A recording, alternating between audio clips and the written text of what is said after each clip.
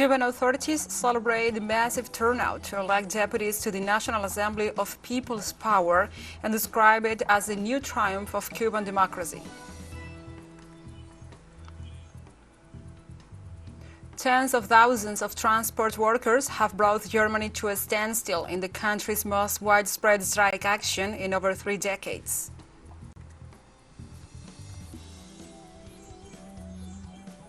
Israeli Prime Minister Benjamin Netanyahu will delay the process for discussions on the controversial planned judicial overhaul to next month, according to a statement from the far-right and coalition member party Jewish Power.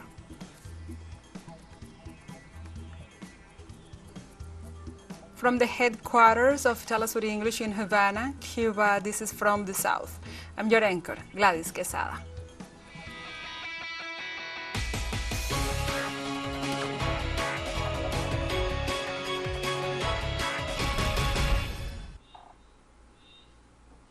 And now we begin with the news. Cuban authorities celebrated the massive turnout to elect deputies to the National Assembly of People's Power on Sunday and described it as a new triumph of Cuban democracy. The president of the National Electoral Council, Alina Balseiro, informed in a press conference on Monday that 6,164,876 Cubans exercised the right to vote, representing 75.92% of the electoral roll. The president of the electoral entity also reported that 90.28% of the votes were valid. Polls closed at 7 p.m. local time on Sunday after extending for 1 more hour their scheduled 6 p.m. closing time, a decision taken by the National Electoral Council due to the high turnout. The electoral process in Cuba will conclude on April 19th with the constitution of the 10th legislature of the Assembly, which will be made up of the 470 deputies elected this Sunday. On that day, the lawmakers will vote for the board of directors, the members of the Council of State, and the President and the Vice President of the Republic.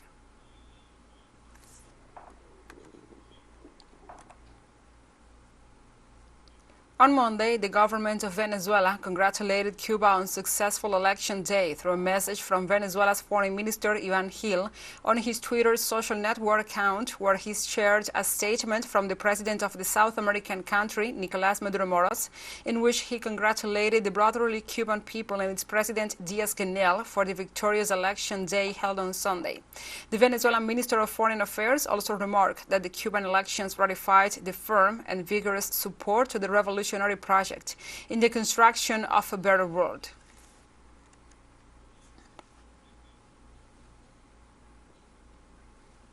In Mexico, 8.5 years after the physical disappearance of the 43 students of Ayotzinapa, family members held, as they do every month, a social mobilization to demand justice.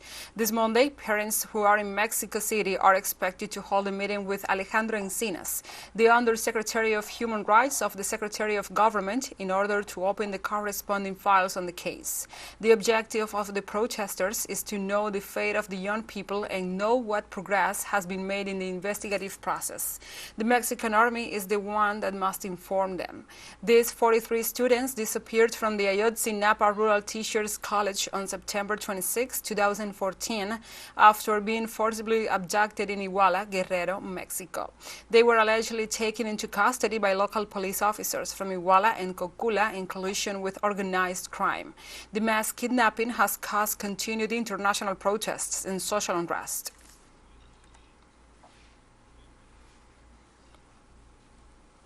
And the government of China invited the president of Honduras, Xiomara Castro, to visit the Asian country after establishing diplomatic relations, informed this Sunday the Honduran administration.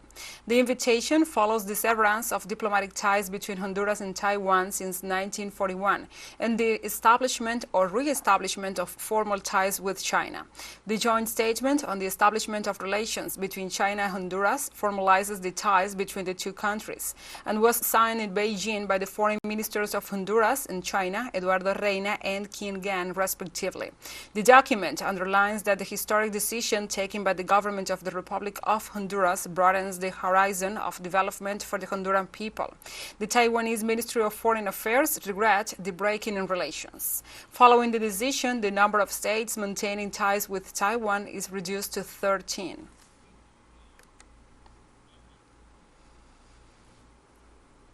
And the Argentine President Alberto Fernandez begins his work agenda in the United States on Monday prior to the bilateral meeting with Joe Biden. The Argentine president plans a series of activities in New York prior to the meeting on Wednesday with the U.S. President Joe Biden.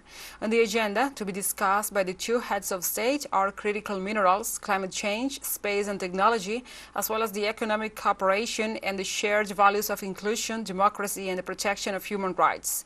On Monday, the Argentine president will participate in an event with some 30 investors at the Council of the Americas, chaired by Susan Siegel, the chief executive officer of this organization, an initiative in which the Argentine ambassador to the United States, Jorge Arguello, already works.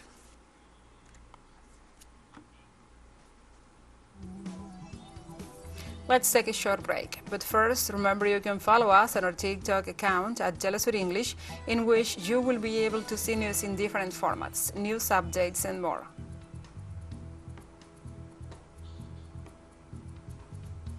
Other stories coming up. Stay with us.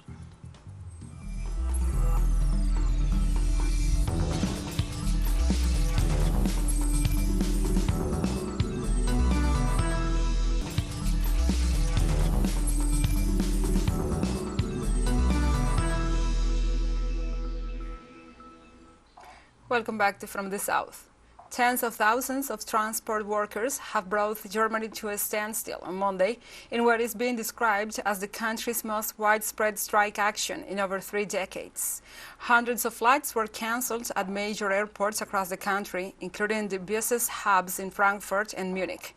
National rail operator Deutsche Bahn cancelled all long-distance trains and most of the regional services. Also, bus, tram and metro drivers in several federal states, including Bavaria and the country's most populous state of North Rhine-Westphalia, also joined the strike action. Trade unions, Verdi and EVG, had jointly called for a 24-hour strike to increase pressure on the government and the public transport companies in an ongoing dispute over pay and conditions. The unions demand a wage increase of 10.5% over 12 months, while the employers reject a minimum amount and offer 5% more over 27 months.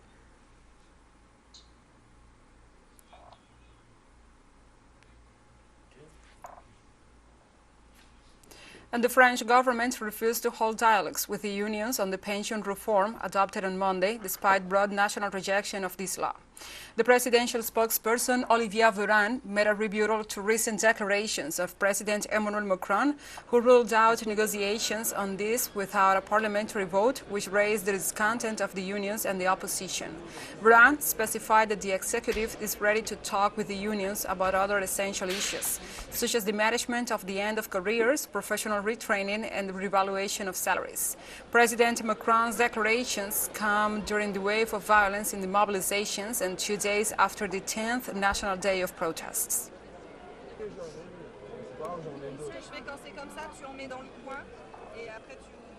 And the Kremlin announced on Monday that Russia will not change plans for the possible deployment of tactical nuclear weapons in Belarus if NATO maintains its expansionist policy. Russian President Vladimir Putin clarified that this is not a transfer of nuclear weapons to Belarus, but a deployment, and indicated in reference to the practice of the nuclear sharing within NATO that the United States had been doing it in several countries for a decade. The head of state detailed that the construction of a tactical nuclear weapons depot in Belarus is expected to be completed on July the 1st. For his part, the High Representative for Foreign Affairs and Security Policy and Vice President of the European Commission, Joseph Borrell, warned that Brussels will respond to the decision with new sanctions.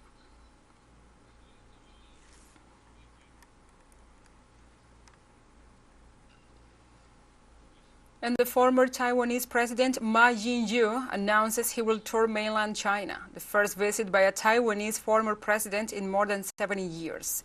Majin Yu, a member of the Beijing-friendly Kuomintang party, oversaw dramatic improvement in ties during his 2008 to 2016 administration, culminating in a summit between him and Chinese leader Xi Jinping in Singapore in 2015.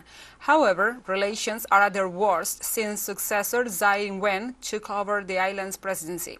Taiwan will hold presidential elections next year with the Kuomintang and the Tsai-led Democratic Progressive Party as the main political groups vying for the leadership of the island's government.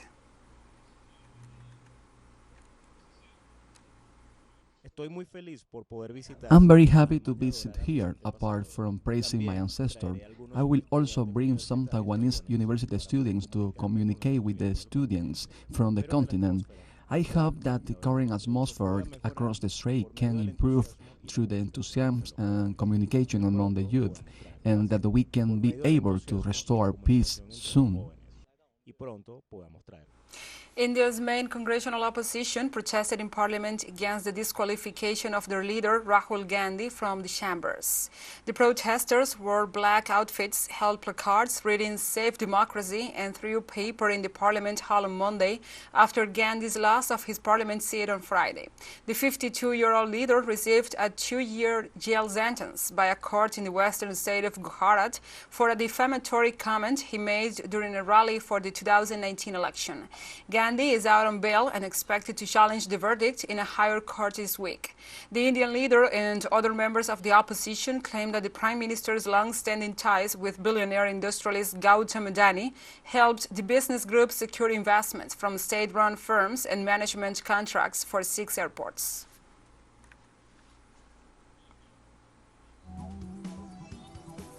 TeleSUR English continues to grow. You can now tune in from 33 different African countries through StarSat. Dial 461 and enjoy our Latin American alternative broadcast. One final short break and we'll be right back. Stay with us.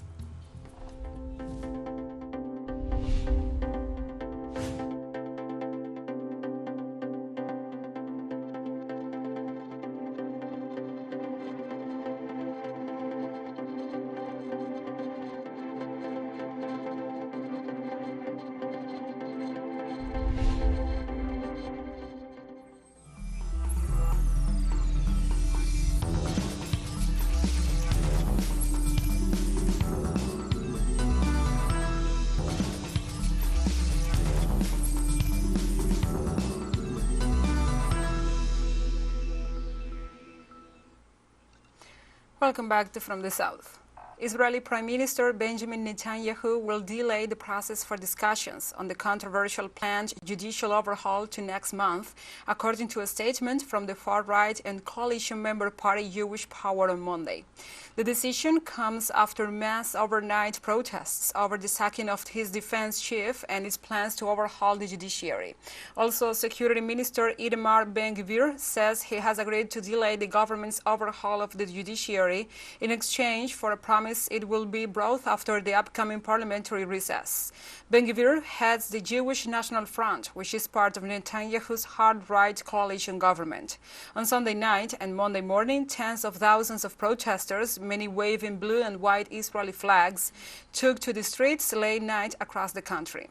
As demonstrators poured into the streets, police used water cannons to push them back in Jerusalem, while in Tel Aviv, where hundreds of thousands have taken to the streets and protesters lighted several bonfires on a main highway.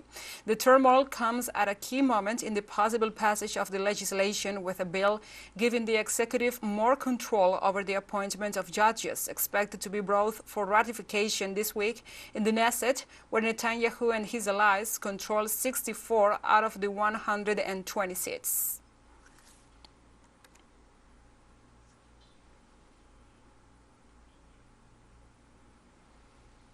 Let's move on to other topics. A suicide attack on Monday, not far from Afghanistan's foreign ministry, killed 6 civilians and wounded several others, the Interior Ministry said. The attacker was targeted by Afghan forces, but the explosives he carried detonated and killed 6 civilians and wounded a number of others. Ministry spokesperson Abdul Nafi Takor tweeted, "The blast took place in a busy downtown area near a checkpoint that guards a heavily fortified street housing several government buildings, including the Foreign Ministry." Kabul and other urban areas have been hit by attacks in recent months, some of which have been claimed by ISIS. The Taliban administration has said it is focused on securing the country and has carried out several raids against suspected ISIS members in recent weeks.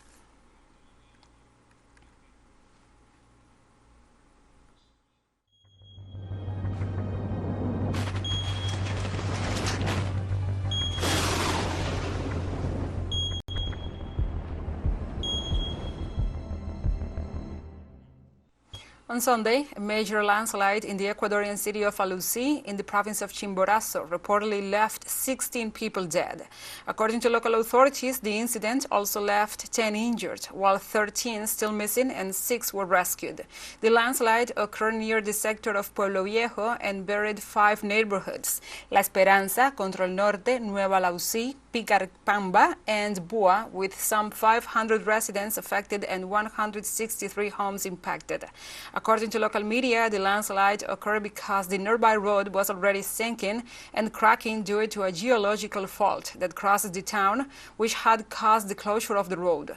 Firefighters, members of the military, and civilians immediately went to the disaster area and began rescue operations in very difficult conditions since the event occurred during the night. The entity responsible for guaranteeing the protection of people in the event of disasters also pointed out that 3 temporary shelters have been set up for the victims and that for the moment the government has mobilized 100 beds, 100 mattresses, and 108 kits for evacuees.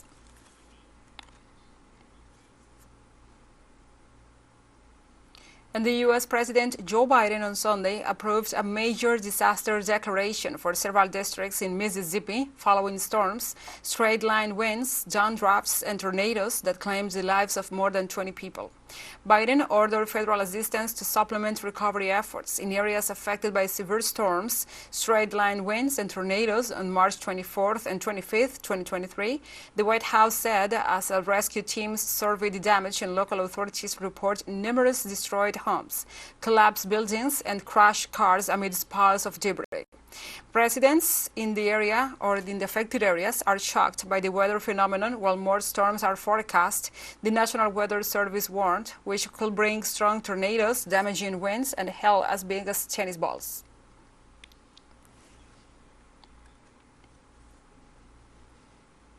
And residents of Rolling Fork, Mississippi, are asking for help after losing all their property. Looking for some help. Just give us some help. I know we all done lost everything. We got to start from the bottom. Please just help us out. Give us some kind of assistance right here. Because it is so hard for some people that not working, don't have a job. Help us out, please. Thank you. Hundreds of firefighters continue to battle Spain's first major forest fire of the year. As authorities said, they are beginning to make headway in limiting major blaze in Sierra de la Culebra in the northwest. Although spring has only just begun, some 700 firefighters have been battling Spain's first major forest fire, which has so far burned through some 4,000 hectares of land, forcing 1,500 people to flee. Firefighters said such a blaze was more typical of summer than spring. Located in the northwestern region of Castilla y León, Sierra de la Culebra was ravaged by fires in June and July, with more than 65,000 hectares burned. Experts say conserving Spain's forests is key to addressing the risk of wildfires. According to the UN, more than 1.6 billion people depend on forests worldwide, with the 2015 Paris Agreement establishing a framework to halt and reverse deforestation. Last year, Spain suffered nearly 500 wildfires that devastated huge swaths of land, with experts warning that such California-style blazes were likely to increase.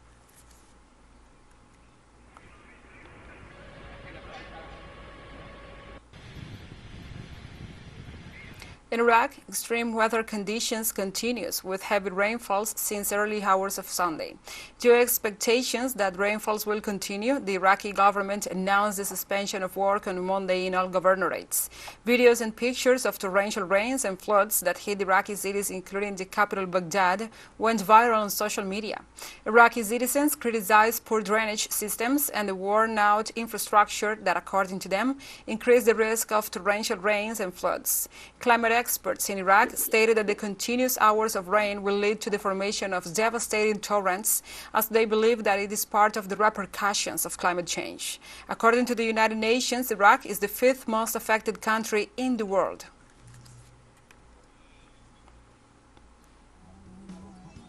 And we have come to the end of this news brief. But remember, you can find this and many other stories on our website at telesurenglish.net. And also, if you feel so inclined, please join us on social media for all the latest news. We are on Facebook, Twitter, Instagram, Telegram, and TikTok. For TeleSUR English, I'm your anchor, Gladys Quesada. Thank you for watching.